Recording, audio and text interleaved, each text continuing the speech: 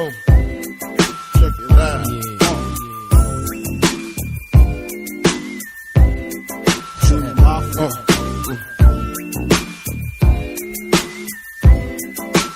I like this. Yeah.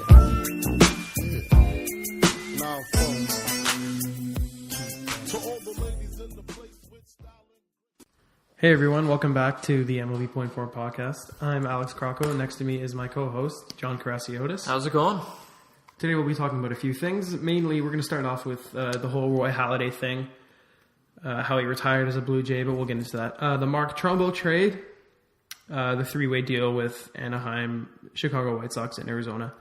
Bartolo Colon going to the Mets and how their team is starting to look like an actual baseball team. We'll be talking about Omar Infante signing with the Kansas City Royals and how they are a fantastic team this year. Who knew that they'd come out of the wings? And lastly, we'll be finishing off with one of our personal favorites, Munenori Kawasaki, signing a minor league contract with the Toronto Blue Jays. Looking forward to it. Looking forward to it indeed. We'll get into that next.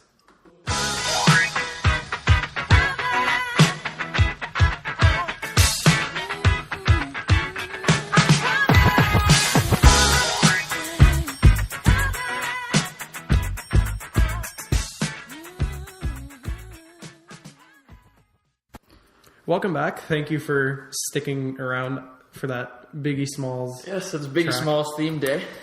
Yeah, we were looking through our iTunes library before we started this, and we figured, hey, we did country music last time, so why not flip the table, Change it up literally a little bit.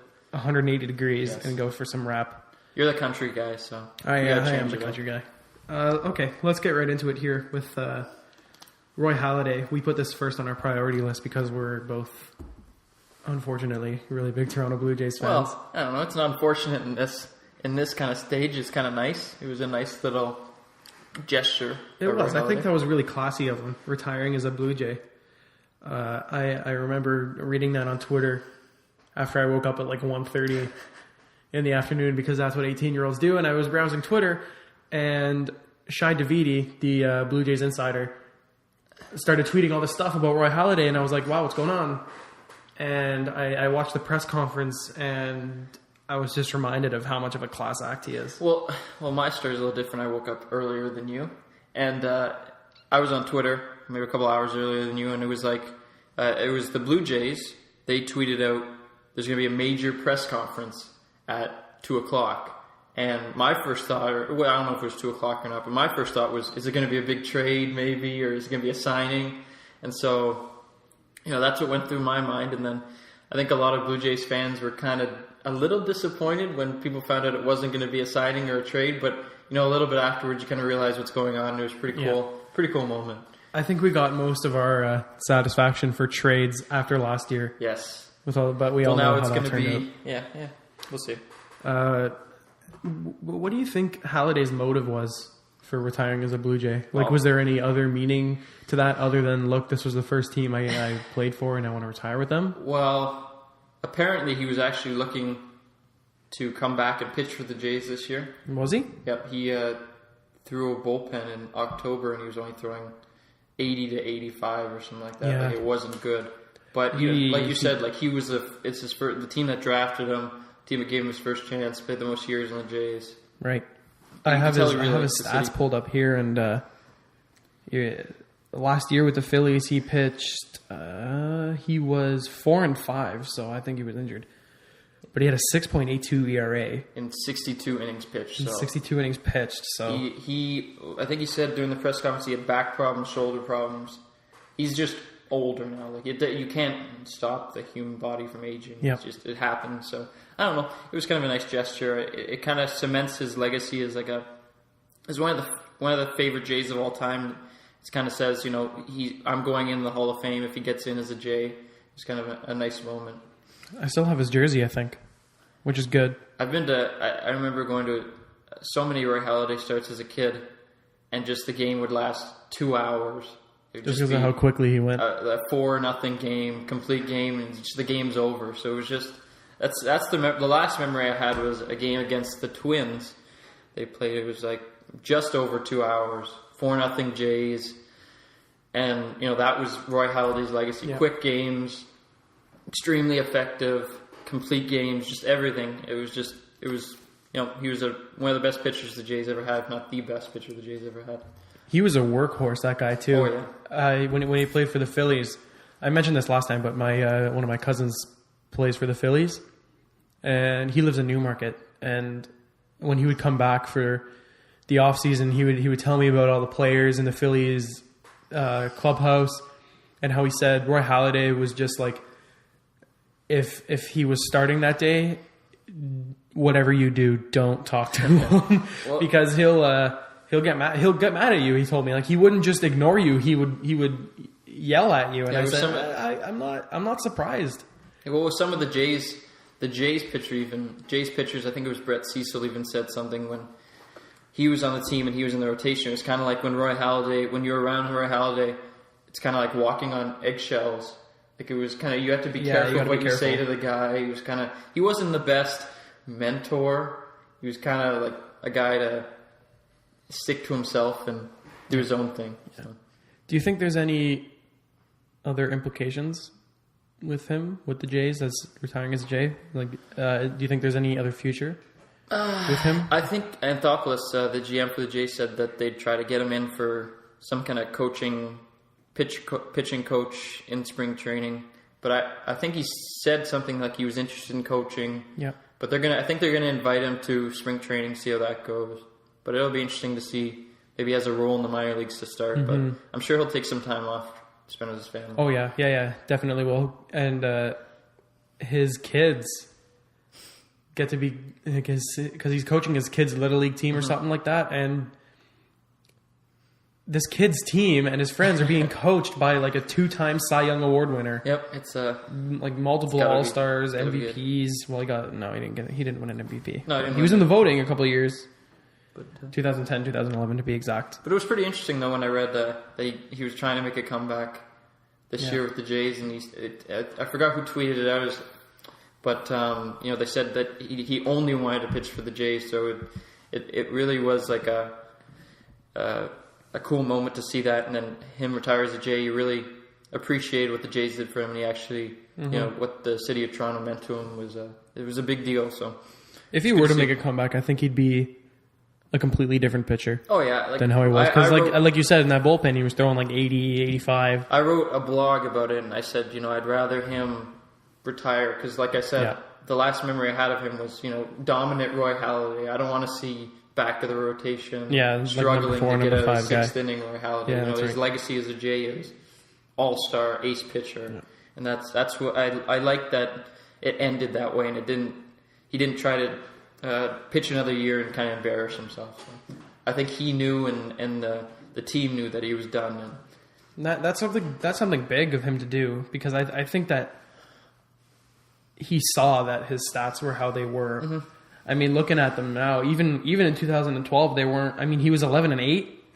He had a 4.5 ERA. And that's in the National League as well. That's in the National League. Back to the AL. So he knew he was done. Yeah. He obviously has a lot of pride. So he didn't want to go out on that kind of a terrible note. I still think he'll pull a Pat Henkin, come back as just someone in the bullpen, pitching coach for sure. I think so. And then all of a sudden, oh look, Roy Halladay is the pitching coach now. Yeah, surprise, surprise. But I don't know. Well, he'll have to change the way he kind of communicates with other pitchers, because, like I said earlier, a lot of the Jays pitchers kind of were nervous when they were around him. Yeah. It's kind of like walking on eggshells, like Brett Cecil. I think he said that. I wonder if the J Shop are going to sell any Halladay jerseys. Well, I wonder how much money he makes on that one-day contract. I was kind of hoping they would trade him. And Anthopoulos takes him out for dinner. That's how much money he made. It'd be pretty funny if they made a deal and he was included in the deal. Had to retire as a Chicago White Sox. Yeah. Forced to retire as a Chicago. I've never played for you guys in my life. Why am I retiring for you? Just retire my jersey, why don't you? Anyway, we're going to take a quick music break to get our thoughts straight about our next topic, which is the Mark Trumbo trade to Arizona and a couple other no-names, for lack of a better term. So, enjoy some more Biggie Smalls. Stick around. Come on. Hot, sicker than your average. Pop a twist cabbage on Insta. stink. Niggas don't think shit stink. Pink haters, my Detroit players. Tim's for my hooligans in Brooklyn. Dead right, if the head right, Biggie there, air night. Papa been smooth since days of under rules. Never lose, never choose to. Bruise, cruise, who? Do something to us. Talk, go through us. Girls want to us, wanna do us. Screw us. Welcome back from that other Biggie Smalls break. We're definitely in the Biggie Smalls mood today. I'm liking the music today. It's a lot better than the country music last podcast. Well, country music is country music. You either like it or you don't. Hopefully we get no more of that on this podcast. There's going to be a few more, but Yeah, we'll see. we'll deal with that when the time comes. Anyway, Angels DH Mark Trumbo traded to the Arizona Diamondbacks. He's switching leagues. Yes, Angels DH, first base, poor outfielder. Yeah, that was a three-way deal. The Angels acquired Hector Santiago from the Chicago White Sox and starting pitcher Tyler Skaggs. Arizona just got Trumbo, and the Chicago White Sox got young outfielder Adam Eaton. Young outfielder Adam Eaton. What do you think of that deal? Tell me about that deal. From Arizona's perspective, I get it, but I don't like the player involved. Mark Trumbo has power. Obviously, you can hit 40 home runs in Arizona with that ballpark, but guy with an on-base percentage under 300. He's not good defensively, and they gave up a couple of really nice young players. I think they could have done better. I think they could have done better in a search for an outfielder. They've been doing this recently where they've kind of traded some young players. Last year it was Justin Upton and Trevor Bauer, and not getting correct value on the guys. They're kind of selling low on them. So I'm not a big fan of the trade for Arizona. I really like it for the Angels. They need to fill some patches in the rotation. Skaggs is young. He didn't do too well last year, but he was a top prospect if he can get back to that. And Santiago is a solid back of the rotation pitcher, and they needed those type of pitchers. And then for the White Sox, I kind of like what the White Sox are doing, kind of adding some young pieces. I mean, all they traded was a back end of the rotation guy, and a couple. Adam Eaton was a top 100 prospect, and some of the rankings and everything like that. So there is some potential there. So I like what they're doing, going for a high upside, younger kind of player. So I like the deal for the White Sox, the Angels. I like the idea by Arizona, but I don't like the player they acquired. That's just my personal opinion. It's a very good opinion. Yeah, well, but I'm looking at it now, the Los Angeles Angels depth chart, and on paper they've got some very good names under this DH category. Raul Ibanez, Albert Pujols, and Josh Hamilton. Those are some really big names, but you and I both know that they didn't turn out the way that the Angels wanted them to last year. But anyway, looking at Mark Trumbo's stats, he hit 34 home runs last year, but he only hit 234, and he had 100 RBIs. Yep. He's not good. He's a first baseman DH, and they're going to put him in left field, and that's going to be bad. That's the thing, because Trumbo mainly DH'd. He didn't play many games in the outfield, did he? Outfield, but now he's going to play, because he's in the National League now, he's going to play full-time in the outfield. And not with Paul Goldschmidt. Well, the thing is, it's probably going to be fun to watch. He's probably going to hit monster shots in Arizona, especially in that bullpen, him and Goldschmidt. And that dry heat that they got in Arizona. He's gonna hit a lot of bombs there, but I don't know.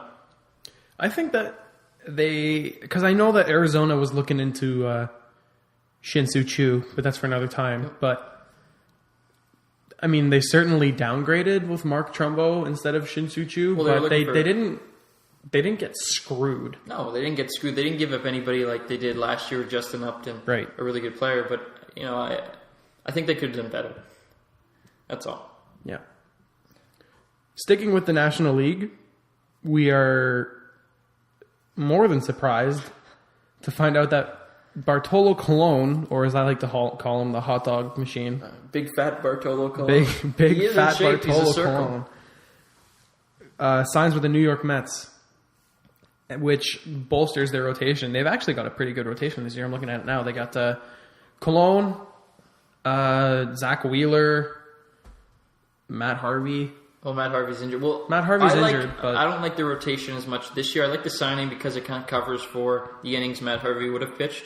I like the rotation in the future. If you look at the rotation in the future, it could go, when Matt Harvey, if he recovers, Matt Harvey, Wheeler, Noah Syndergaard's coming up. They have Montero, another young pitcher that's coming up. They have Nice, G. It's not a horrible. It's a pretty good rotation if some of these guys pan out and come back from injury. So it's a good sign. Like if you look at his statistics in the last couple of years, he's actually been a good pitcher somehow. Somehow. You can say anything you want about Bartolo Colon, but man eats up innings. 200 innings every year if he's healthy and he's productive. He certainly doesn't look healthy. But he's got millions of dollars in my pocket. He's productive and as well. 25 cents in my pocket, so he wins on that front. I like the signing actually as a cover for Matt Harvey. It's some good innings, some good productive innings, and the Mets actually, like you said in the intro, are looking like an actual baseball. Mets are looking good with Curtis Granderson. They switching sides of the city. They got a 1-year deal to Chris Young in the outfield. They've got Matt Dendecker, Ruben Tejada at shortstop. Of course, David Wright. I don't know what his status is with the injury.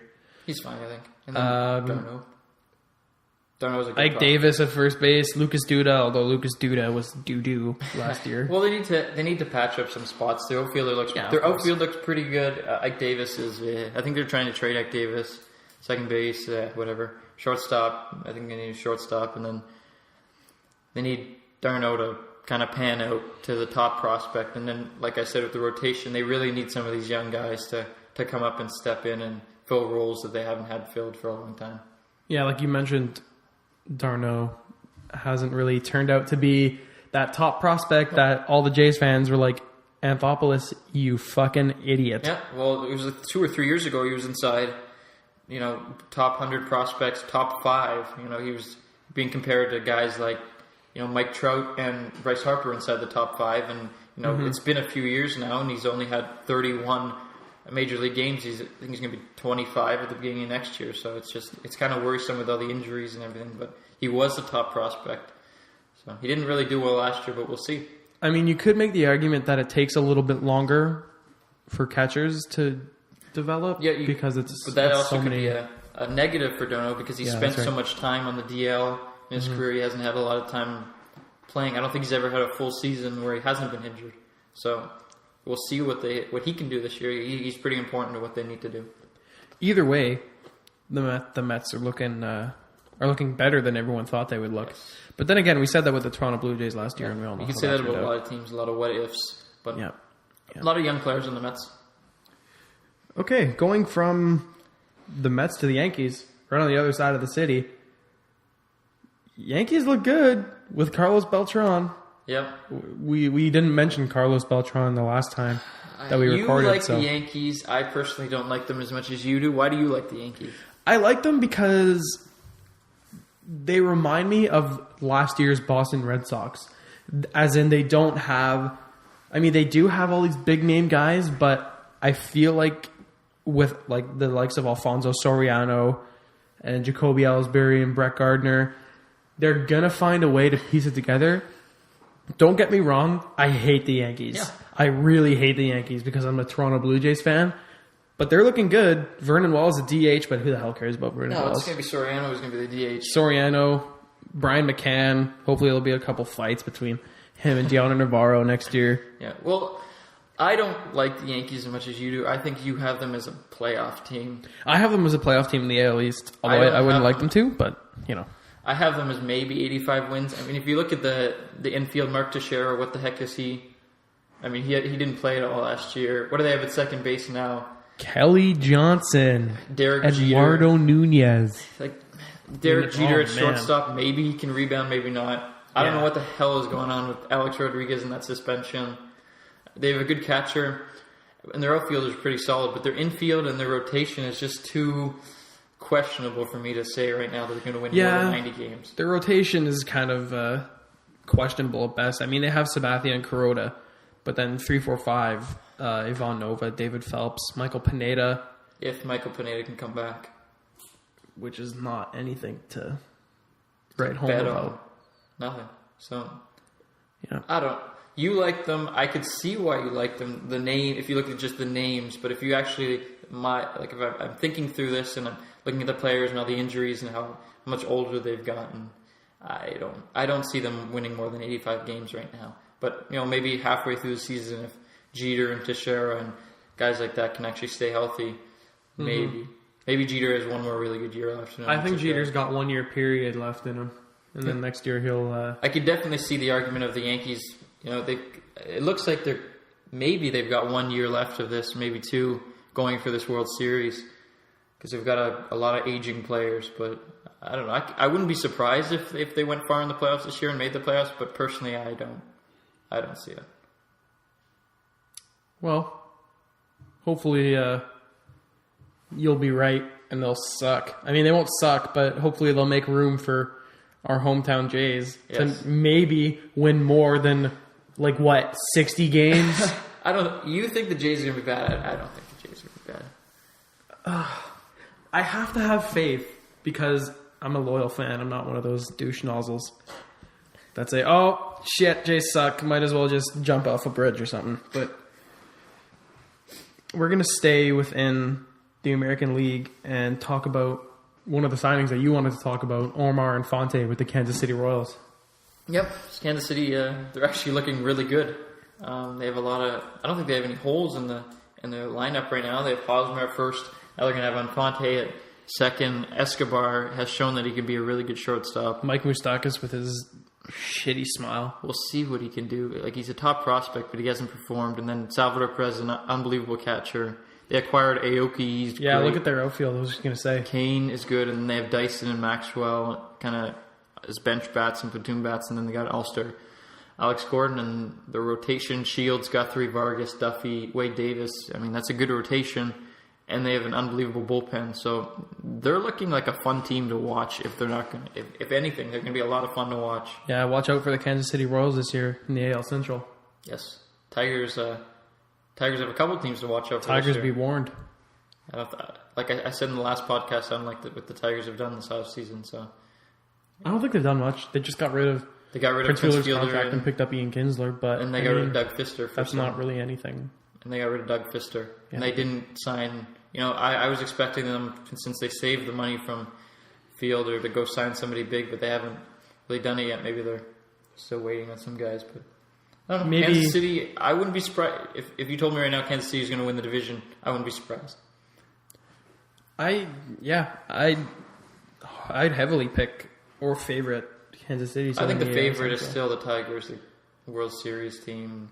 I don't think so. Not anymore. Because look at last year. They won a lot of games, but some games they just got stomped, which means that they're inconsistent. I mean, again, this is all on paper, so we don't know how consistent the Royals are going to be and all that stuff. But I just think Detroit's the favorite right now. But the Royals, right now, I think they're maybe a 90-win team. Like, they're a really good team. They had a good season last year, and they have a strong rotation. Really nice lineup with some young bats. We didn't even mention Billy Butler. He's another bat that they have. So it's a very solid team. I just remember Billy Butler from all those times that Blue Jays play-by-play announcer Buck Martinez says his name. Your favorite announcer? My favorite announcer. I'm not going to do any impressions because... I don't think that would go well. I don't think anybody can do a Buck Martinez impression and record it. Not even Buck Martinez can do a Buck Martinez impression. But if you live in Toronto and you're listening to our show, take a look at some of the Blue Jays games this year. Listen to Buck Martinez speak and just laugh your head off because he is something. And he actually played for the Royals too, which is something to tie in. It's relevant. It is relevant. Coming up next, we're going to talk about perhaps our favorite player on the Toronto Blue Jays, Munenori Kawasaki. We're going to play, right now, we're going to play his music. And personally, I think this should have been his walk-up music. But we'll also talk about some other little signings and James Loney, which you wanted to get into. It's a big one we haven't mentioned yet. So. Thanks for sticking around so far. And, enjoy this Kawasaki commercial. Kawasaki lets the good times roll. Kawasaki lets the good times roll. Get aboard, get away, and you're gonna say, let the good times roll.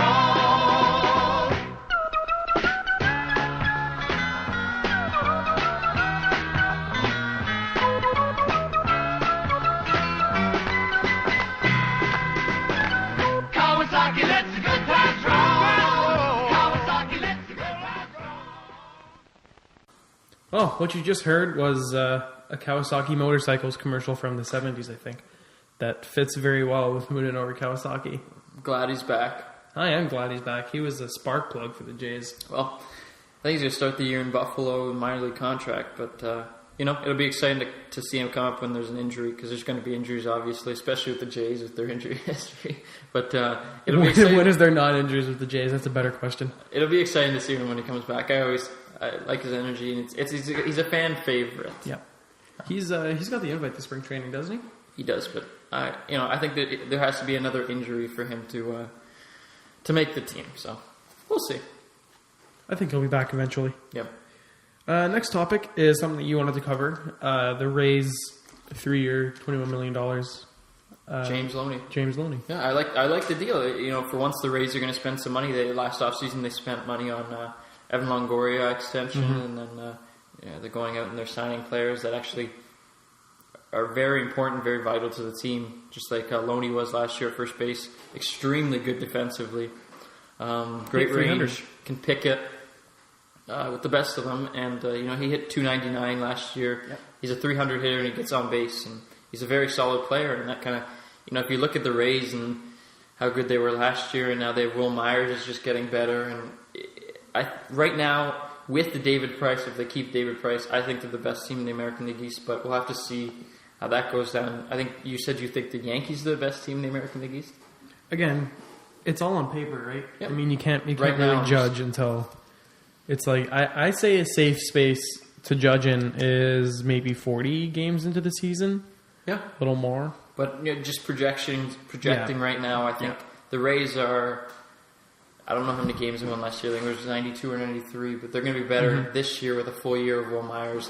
But that's if they keep David Price. So I like the signing of James Loney. It kind of keeps the core offensive group together. They don't have to go out and sign like a risky first baseman like a Justin Morneau or a Corey Hart that a couple other teams risked a couple contracts on. But it seems like a good fit in Tampa. Tampa always seems to turn around these kind of veteran players into extremely, extremely good players, and they're doing it now with Loney. And it was, I'm a little bit of a Rays fan. I like to see them do well because they're kind of an underdog. So I like to see them spend money. So it was a good signing, I think.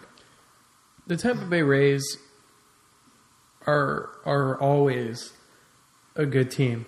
Every year they're a good team. And I think, like you were saying, if they pick up David Price again, which I think they will, because I haven't really heard anything about any teams going after him. He is this year and next year on a contract. Yeah. So I think if you're going to get the most value, you're going to trade him this offseason. Yeah.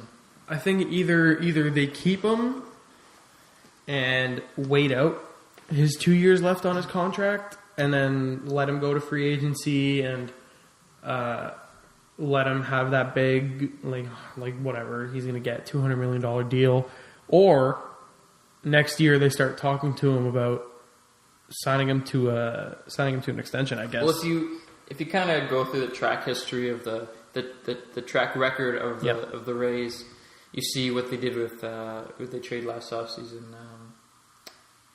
They trade James Shields last offseason, so they like to trade their players when they have 2 years of club control, 2 years contract left, to get as much value as possible. I can't see them letting David Price walk without getting any value. That's completely un-Rays like.